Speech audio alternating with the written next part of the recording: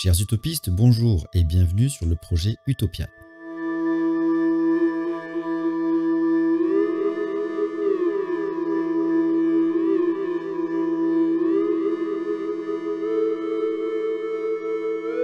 Alors le projet Utopia, à la base, c'était une chaîne de YouTube que j'ai faite avec mon frère et quelques amis qui nous soutenaient en termes d'aide pour les tournages, mais également en termes de compétences, surtout pour les relectures.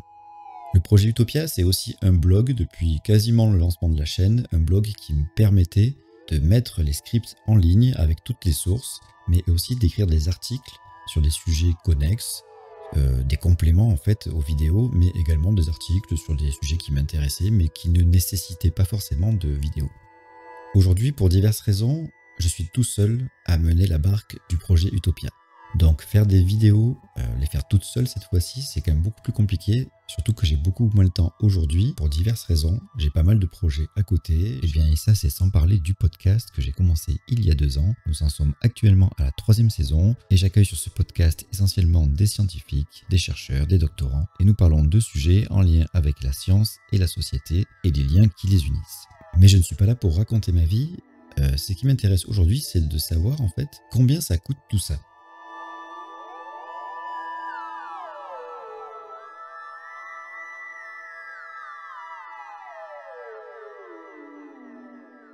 Je me suis posé, j'ai fait le calcul en fait de tout ce que j'ai pu dépenser comme argent depuis le début.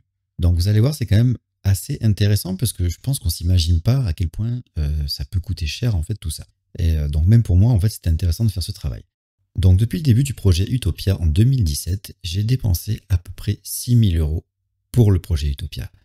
6 000 €. Alors il faudrait peut-être enlever 2 000 € pour l'ordinateur puisque l'ordinateur que j'ai acheté, qui vaut à peu près 2 000 €, me sert aussi pour d'autres choses que le projet Utopia. Évidemment, c'est un ordinateur. Mais en même temps, si j'avais dû acheter un ordinateur juste pour faire ce que je fais en dehors du projet Utopia, 2 000 €, ça aurait été beaucoup trop important comme somme, j'aurais acheté un ordinateur moins puissant.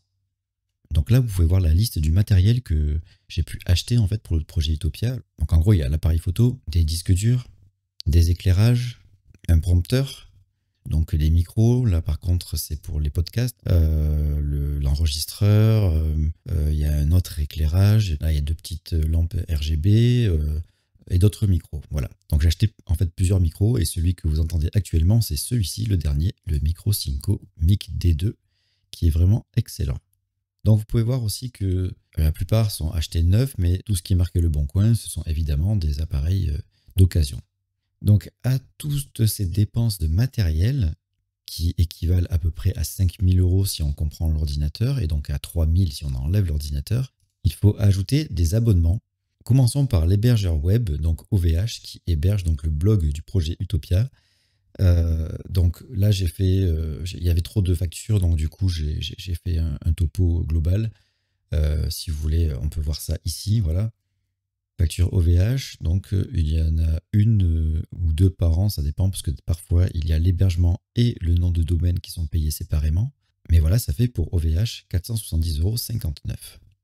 Ensuite, l'hébergeur podcast. Alors au début, j'étais chez SoundCloud avec une petite promo, donc c'était à 49,50 €. Et ensuite, à 99 € la 2e année. J'ai changé d'hébergeur pour Ocha, qui est vraiment un très bon hébergeur français qui fait du bon travail en termes d'hébergement et qui facilite pas mal de choses pour l'utilisateur. Contrairement à SoundCloud, Ocha est vraiment un hébergeur dédié au podcast, alors que SoundCloud c'est plus dédié à la musique en réalité. Et donc d'un point de vue pratique, Ocha est vraiment pas mal, est vraiment bien fichu. Et je vous le conseille, même si vous voyez quand même il est plus cher que SoundCloud. Donc mine de rien, tout ça, ça fait un montant global de 751 €, donc auquel on ajoute les dépenses. Mais c'est intéressant aussi de voir combien me rapporte le projet Utopia. Alors il faut savoir que le projet Utopia, en tant que podcast et en tant que chaîne YouTube, ça n'est pas rémunéré. Je n'ai jamais monétisé en fait ces canaux pour des raisons éthiques. Je n'apprécie pas le principe de mettre des pubs qui me rapportent de l'argent pour un truc qui me paraît être une sorte de service public finalement. Et j'ai même attendu longtemps avant de pouvoir permettre aux gens de me faire un don. C'est quand je me suis aperçu que ça me coûtait quand même beaucoup d'argent toute cette histoire, que je me suis dit quand même, si je pouvais avoir un petit peu d'argent pour m'aider à payer tout ça, ce serait quand même pas mal. Alors en 2021, j'ai créé un compte Liberapay.